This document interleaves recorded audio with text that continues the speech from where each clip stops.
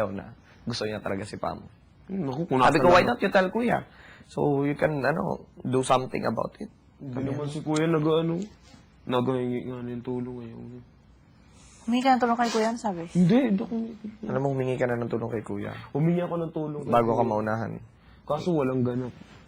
Walang ganun. Eh, syempre, bibigyan ka ng tutulungan ka ni kuya, pero Nagtanong- ikaw pa rin yung Nagtanong sa akin si diskarte. Kuya, bakit Gaguide ka lang. bakit nagbago na yung ano ninyo? Sabi ko, Kuya, hindi ko po alam. Ba't nga Ewan ko kung bakit But dati super close pa sila. Di ba dati? Hindi, kasi nga andyan na si Kevin. Crush ka nitin si Kevin. Di ba, Bigel? Oo, Sabi niya yun. hindi. Yung paglipat namin dito, wala pa kayo. Nagbago na. After Eh, mayaman eh.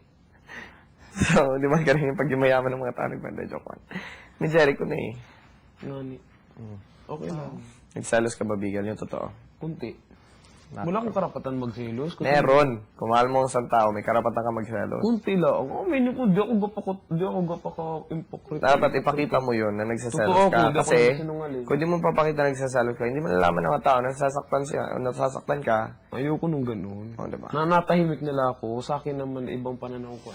Hayaan, Pero ang wala ka nang kasi magawa. pag masaya yung babaeng gusto mo sa isang lalaki Hindi, na ang wala ka nang magawa, Bigel, yung pag sinabi na ng babae na, ayaw ko sa'yo, gusto ko ng iba. Ayaw nga ni O, sa akin. tumahimik ka na dapat doon. Huwag ka nang, Alam mo naman, Pero, habang may chance ka pa, bakit hindi? alam mo naman sa babae kung ayaw ka o gusto ka eh. Di ba, Ate Wendy? Hindi rin. Hindi. Sa akin eh, ramdam ko ayaw sa akin eh. Kaya, Ano pang gamit ng sinasabi mong gusto mo siya kung, hindi. Hindi, di ba nga, in-explain ko na sa'yo, career nga ang inuuna ni Tim kasi. kaya nga ni, yun yung- Relax ka lang. Pero yun, sabi ko nga sa kanya, relax din ka lang siya. Ano? Relax, Relax ka lang. Diba? Ano nangyayari? Anyari. Relax na ano, para saan? Huwag mo na isipin yung mga love life, love life. Hindi ko nakaisip yan. Paubayan mo na sa akin. Hindi, tsaka alam mo, Bigel, mas masakit yan pag ano daw eh. Tulog ka na, Joya, maya. Pag minahal mo na yung tao, tapos mahal ka na rin ng tao na yun, tapos Nagbago yung pag... maghihiwalay lang din kayo, or Wala eh. From where? Wala. malaki. Apranin na ako. Maghalo-peridol ka na. Pag mahal ka na ng tao, pag mahal mo na yung tao, pagkatapos, hindi pala totoo. Isip ng pagmamahal. Diba? Bitter.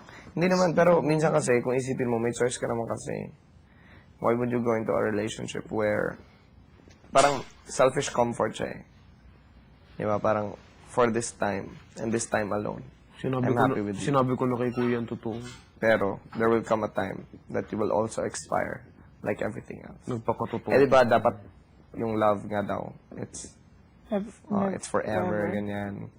Ang lakas mo ka-quote sa bibig. Pero, nga eh. yun yung reality nun eh, diba? Nothing lasts forever. Yun yung, no, love does. Meron nga ibang, may ibang stories nga, the most romantic stories na, love transcends time and space. Parang,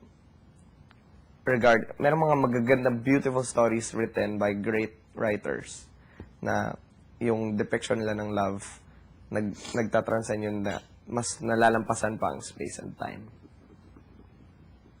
May isang story, I think Duke ng someone yun or something. Basta, English, somewhere sa United Kingdom na stories. Couple sila. Tapos sobrang mahal nila yung isa't isa. Pati yung statues nung namatay sila. Yung sa tomb nila, yung statues ginawa naka-holding hands sila.